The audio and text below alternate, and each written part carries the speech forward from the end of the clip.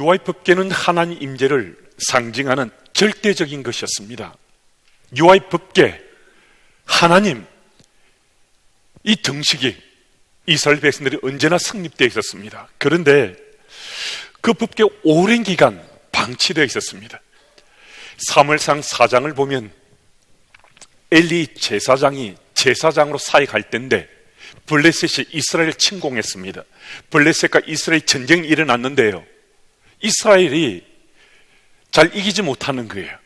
그래서 이스라엘이 전쟁터에 여호와의 법궤를 가지고 갔습니다. 그런데 참 안타깝게도 전쟁에도 지고 여호와의 법궤도 블레셋에 빼앗기고 말았습니다. 이스라엘을 상징하는 여호와의 법궤를 뺏어왔으니까 블레셋 축제를 벌였죠. 얼마나 신바람을 냈겠어요.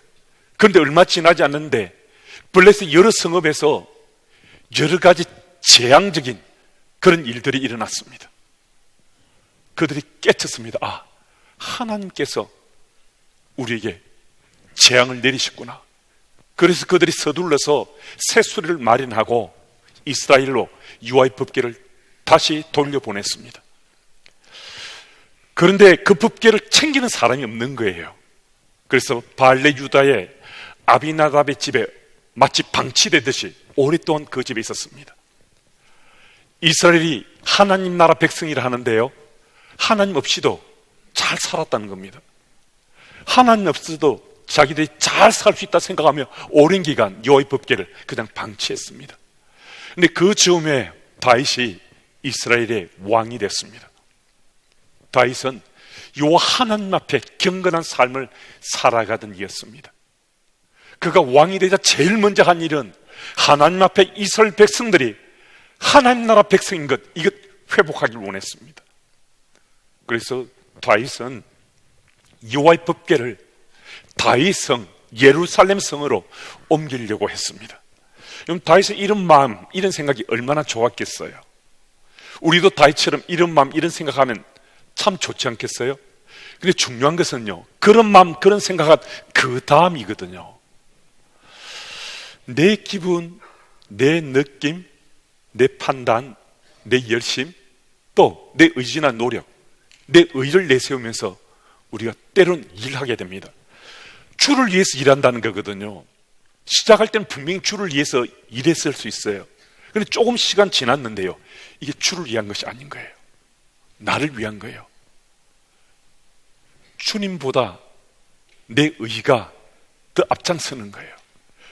분명히 하나님께서는 사람을 통해서 일하신다는 사실을 알고 믿고 있는데도 하나님께서 일하실 그 틈을 안 주는 거예요. 누가 하는 거죠? 내가 하는 거예요. 내가 생각하고, 내가 판단하고, 내가 열심을 다한다 하면서 내가 결정하는 거예요. 여러분, 이런 때는 반드시 문제가 생기잖아요. 주를 위한다고 우리 일하는데 나를 위한 것이 되면 반드시 문제가 생기거든요. 그때 왜 이런 일이 일어나는가? 이때는요, 하나님 말씀이 잘 안 보여요. 이때는요, 하나님 말씀이 잘 안 들려져요. 이때는요, 하나님 말씀이 잘 기억되지 않아요. 그러니 어떻게 하는 거예요? 하나님 말씀이 내 삶 속에서 역동하지 않잖아요. 움직이지 않으니까 누가 하는 거예요? 내가 하는 거죠. 내가 생각하고, 내가 판단하고, 내가 결정해서 행하는 거거든요. 사무엘하 6장 1절 말씀을 보면 다윗이 드디어 여호와의 법궤를 다윗성으로 옮기고자 온 백성과 함께 발레 유다의 아비나답 집으로 내려갑니다. 그럼 그 환경을 한번 그려보면요, 정말 굉장합니다. 사무엘상 6장 1절 말씀 보면 3만 명의 정예 군사를 뽑아서 도열토록 했습니다. 신하들과 함께, 온 백성과 함께 아비나답의 집으로 갔습니다. 그리고 여호와의 법궤를 실은 그 수레는 아무도 타보지 않았고요, 어떤 짐도 실어보지 않는 새 것으로 준비했습니다. 그리고 또 사무엘하 6장 5절 말씀을 보면 잣나무로 만든 여러 가지 악기와 수금과 비파와 소고와 재금과 양금으로 악기를 연주했다라고 말씀합니다. 여호와의 궤 앞에서 여호와를 높이 찬양하면 각양각색의 악기로 하나님을 찬양하는 연주를 했다는 거예요. 그런데 문제는 바로 그 순간에 일어났습니다. 법궤를 실은 수레가 낙원의 타작마당을 지났는데 소가 갑자기 날뛰어서 우사가 하나님께를 붙잡았는데요, 그 순간 우사가 그 자리에 즉사했습니다. 죽임을 당했습니다. 온 이스라엘이 충격과 두려움에 빠졌습니다.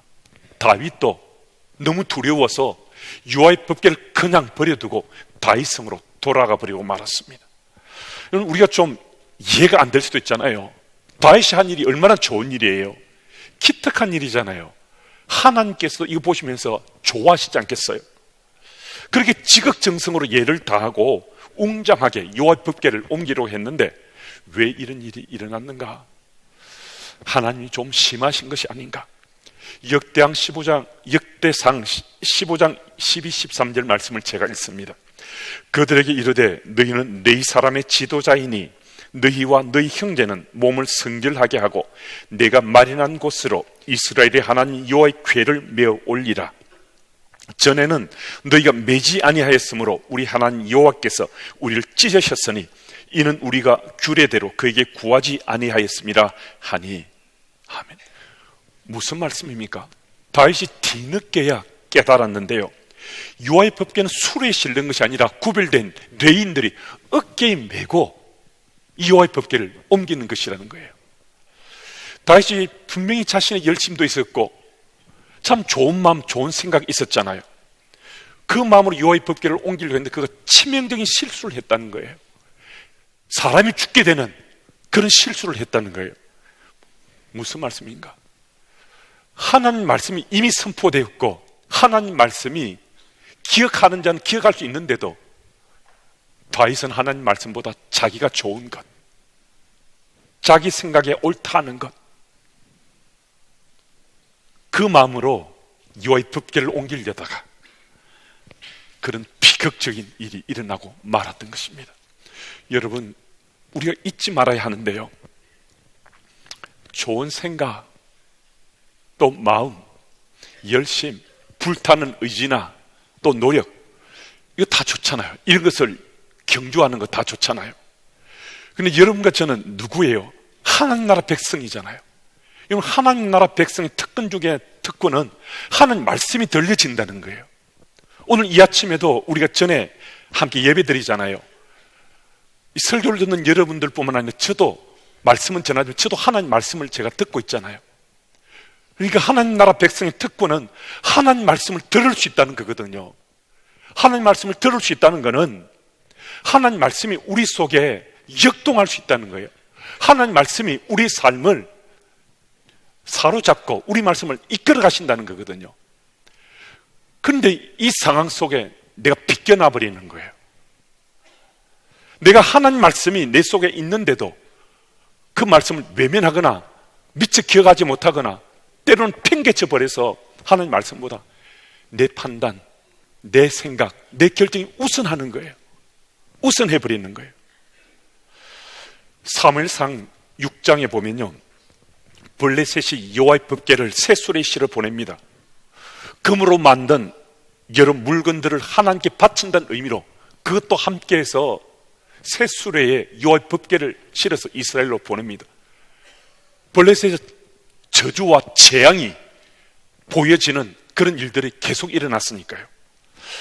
또 사무엘 하 6장에 보면 다윗이 여호와의 법궤를 새 수레에 싣고 갑니다. 3만 명의 정예 용사가 도열했잖아요. 문무백관도 함께하고 온 백성이 함께했어요. 이건 굉장하잖아요. 이건 대단한 일이 지금 펼쳐지는 것 같잖아요. 그런데 블레셋과 다윗 사이에 무슨 차이가 있습니까? 여호와의 법궤에 말하는 여호와의 법궤를 새 수레에 실었다는 것, 이 똑같은 것, 이것 말고 뭐 다른 것 그 속에 우리 발견할 수 있습니까? 믿지 않는 이방인들과 믿는 다윗 사이 어떤 차이도 보이지 않습니다.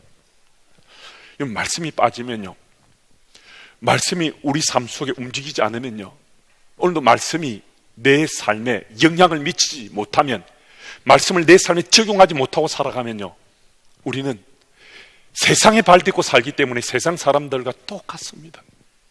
우리 다르지 않습니다. 강단에 설교하고 있는 저 다를까요? 그러지 않습니다. 오늘도 말씀이 제 속에 기억되지 않고요, 저 치열하게 실험하며 말씀을 삶에 적용하려고 애쓰고 하나님 나가지 않으면 저도 똑같습니다. 무슨 차이가 있겠어요? 저도 발 딛고 세상 속에 살고 있는데요.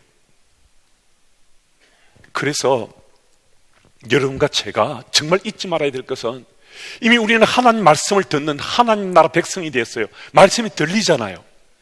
하나님 말씀이 들리면 이것도 복인데, 하나님 말씀이 들리는 그 말씀을 내 마음에 담는 거예요. 내 마음판에 스티그마로 흔적을 새기는 거예요.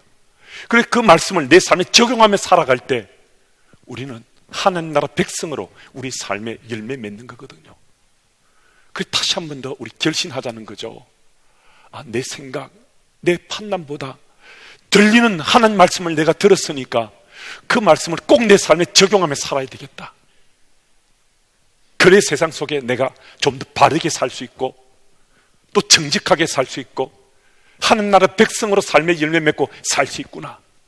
13절 말씀을 제가 읽습니다.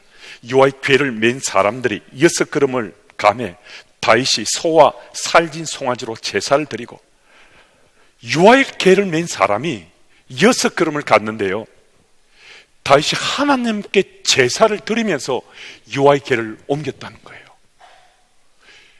6걸음 가서 제사를 드리고 그 이후에는 100걸음 가서 1000걸음 가서 제사를 또 드리는지 알 수 없습니다. 그런데 그 이후에 그 다음 장면이요, 14절 말씀인데요, 우리 14절 같이 한번 읽어볼까요? 함께요. 다윗이 여호와 앞에서 힘을 다하여 춤을 추는데 그때 다윗이 배 에봇을 입었더라. 아멘. 다윗이 여호와 앞에서 힘을 다해 춤을 춥니다. 힘을 다해 전심으로. 근데 바로 그 앞구절에 다윗이 여호와의 법궤를 옮기면서 제사를 드렸대요. 무슨 말씀입니까? 6걸음을 옮기는데 그 다음에는 1000걸음 옮겼는지 10,000걸음 옮겼는지 모르겠지만 지금 여호와의 법궤를 옮기면서 다윗이 산제물로 하나님께 제사를 드리면서 지금 여호와의 법궤를 옮겨요. 그래 지금 다윗이 댄싱하는 춤추는 건 이건 뭡니까? 예배를 드리는데, 다윗이 춤추며 예배 드리는 건 우리 알았지만은 6걸음 뗄 때, 10걸음 뗄 때 이 예배를 드리면서 제사를 드리면서 다윗이 하나님이 썼다는 거, 우리 이거 미처 깨닫지 못했을 수 있잖아요. 그냥 춤추지는 거 아니라는 거예요. 전심으로 전심으로 춤을 췄다, 예배를 드렸다, 그냥 되는 거 아니라는 거예요. 여러분, 다윗의 마음이 어떠한지 우리 눈치챌 수 있어야 되잖아요. 여호와의 법궤를 옮기는데 6걸음 떼었는데 제사를 드렸다. 그 이후엔 1000걸음 떼고 10,000걸음 떼서 제사를 드렸다. 여러분, 춤추는 다윗은요, 그 춤새가 오직 하나님께, 여러분, 사람이 안 보인 거예요. 오직 하나님께만 춤추면서 예배를 드리는 거거든요. 그래서 6걸음 떼고 100걸음 떼고 송아지, 살진 송아지를 하나님 앞에 소와 살진 송아지로 제물을 바치면서 여호와의 법궤를 옮겨가고 있었습니다. 여러분, 우리가 예배 드릴 때 이 다윗의 심정으로 예배를 드리면 어떻겠습니까? 지금 하나님 앞에서 댄싱하고 춤추는 여호와의 법궤를 옮기면서 하는 이 다윗의 마음을 하나님께서 어떻게 보셨겠어요? 얼마나 좋으셨겠어요? 얼마나 기쁘셨겠어요? 하나님이 이렇게 좋고 기쁘시면 다윗의 삶에 어떻게 역사하시겠어요? 다윗의 당대뿐만 아니라 다윗 언약을 맺으시면서 하나님께서 다윗의 자자손손, 그의 후손이 영원토록 하나님께서 그들에게 세워준 그 자리가 변개함이 없다라고 약속의 말씀을 주셨어요. 여러분, 다윗은 자신이 얼마나 전심으로 하나님 앞에 예배를 드리고 춤을 추었는지 배 에봇이 흘러내리는 것도 몰랐어요. 이 배 에봇은 제사장이 직무를 수행할 때 입는 옷인데요, 그 엉덩이까지 내려오는 제사장이 입던 옷인데 이 소매가 없어요. 소매가 없으니까 이게 좀 격렬하게 춤을 추면 움직이면 소매가 없으니까 그냥 흘러내릴 수 있잖아요. 얼마나 격렬하게 춤을 췄으면 오직 하나님만 보이니까 다른 사람들 안 보이는 거거든요. 전심으로 예배를 드리니까 바로 이 배 에봇이 흘러내릴 정도로 하나님 앞에 온전히 자기를 드려 예배를 드렸습니다. 여러분, 오늘도 우리는 예배자로 나왔습니다. 예수 믿는 하나님의 사람들에게 가장 중요한 것이 예배라고 그러잖아요. 예배는 우리 삶의 원동력이고 의미고 목적이기도 합니다. 그래서 우리 삶의 이 신앙인의 삶에서 예배보다 더 우선하는 것은 존재할 수 없습니다. 그런데 참 세상이 많이 달라졌는가 봐요. 세상이 정말 많이 바뀐 것 같아요. 우리 믿음의 선배들은요, 예배에 삶을 걸었거든요. 예배보다 더 앞서는 것 없었어요. 근데 언젠가부터 우리가 예배를 좀 소홀하게 여기기 시작했어요. 예배 드린 이 드림보다 혹 우리 가운데 예배 이후에 약속을 정해놓고, 약속을 정이 잘못됐다는 거 아니에요. 근데 예배 드림보다 약속장 그게 자꾸 생각나는 거예요. 예배에 집중이 안 돼요. 이후에 정한 약속이 더 우선되는 거예요. 그래서 조금 예배 시간이 길어지면 불편해지거든요. 예배 시간을 길게 하는 거 이 문제가 없다는 것 아니에요. 근데 약속한 것이나 기타 등등이 더 우선돼 버리면요, 예배 드림이 이게 차선, 3선으로 밀려지는 것, 이게 염려가 된다는 거예요. 적어도 말입니다, 우리가 예배 드릴 때 하나님께 집중하지 못하고요, 예배 이후에 것들에 내 마음이 쏠리고 있다면 그 순간은 예배 이후에 이어지는 것, 그것이 우리 우상이 되고 있는 겁니다. 물론 예배에 집중하지 못하는 이유가 설교자 목사가 말씀을 제대로 준비하지 못해서 예배 가운데 성도들 불편하게 할 수도 있습니다. 근데 여러분과 제가 믿는 믿음의 대상이 누굽니까? 요 하나님이시잖아요. 그럼 예배는 누구에 드리는 겁니까? 요 하나님께 드리는 거잖아요. 우리 믿음의 대상, 요 하나님께 예배 드리는 거라면 저보고 예배 드리는 거 아니잖아요. 저보고 예배 드리는 거 아니잖아요. 믿음의 대상인 하나님께 예배를 드린다면 우리는 그 예배에 우리가 전심전력에서 내 삶을 드려야 그게 예배거든요. 다윗이 온 백성 앞에서 춤추면서 예배 드리고 있었습니다. 6걸음 떼고 100걸음 1000걸음 떼고 또 짐승을 잡아서 제사를 드렸는지 더 성경은 상세히 기록하고 있지 않지만 그 마음, 그 자세로 다윗은 춤췄거든요. 예배를 드렸다는 거죠. 여러분, 우리도 예배를 드릴 때 다윗처럼 드리면요, 정말 우리 행복할 수 있지 않겠습니까? 저도 정말 다윗처럼 예배자로 주님께 나가 예배 드리고 싶어요. 저도 잘 안 될 때가 있는데요, 하나님께 오늘 제게 이 말씀 주시고 제게 다시 한 번 더 결단하게 하시는데 우리도 함께 결단했으면 참 좋겠어요. 예배는 어떻게 해요? 다윗처럼 드리는 거다. 거기까지 우리가 혹 내가 아직은 아닌데요, 그래도 우리가 힘쓰고 애써야 되지 않겠어요? 다윗처럼 예배를 드리는 게 이게 예배의 모범이구나. 우리 결단하면서 우리 모두가 다윗처럼 예배를 드려서 정말 하나님께서 기뻐하시고 너털 웃음을 웃으시도록 오늘도 하나님의 백성으로 살아가시기를 예수님 이름으로 축복합니다. 그리고 19절 말씀을 보면 다윗이 온 이스라엘 백성에게 남녀를 막론하고 먹을 것들을 나눠주면서 그들 품습니다. 예배자로 하나님 앞에 나갔던 그가 여호와의 법궤를 다윗성에 안착한 다음에 제일 먼저 한 일은요, 아비의 마음으로 그들에게 먹을 것을 나눠주며 백성들을 품은 것이었습니다. 예배자로 죽게 나온 우리들에게 정말 필요한 마음이 있다면 바로 아버지의 마음입니다. 아비의 마음입니다. 수필가 이철환 씨가 쓴 연탄기련 책인데 이 책은 우리 잘들 알고 계실 거예요. 서민들의 애환을 담은 이야기를 묶은 것인데요, 그 내용 가운데 아버지의 우산이라는 이야기가 있습니다. 어린 시절 달 동네에 살았던 사람이 어른이 되어서 아버지를 회상하면서 이 글을 썼습니다. 아버지는 고물 장사를 하면서 생계를 이어갔습니다. 마치 능마 같은 꾸러미를 등에 메고 빈병도 줍고 철사 조각도 또 줍고 신문지나 조기 조각도 거두어서 담는 것을 보면서 참 창피했습니다. 우리 아버지가 고물상을 하시네, 우리 아버지가 종이를 줍네, 빈병을 줍네, 참 창피했습니다. 그런데 아버지가 어느 날 돈을 좀 모으셨다며 식당을 열었습니다. 그런데 오래지 않아 또 식당이 망하고 말았습니다.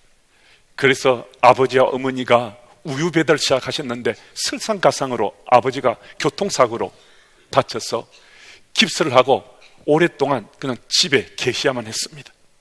그런데 어느 날 천둥번개가 치며 폭우가 쏟아져 내렸는데 시험 공부를 하는 중인데 천장에서 뚝뚝 물이 떨어지는데 더 이상 양댕이로 세숫대로 받을 수 없을 만큼 곳곳에 새었습니다.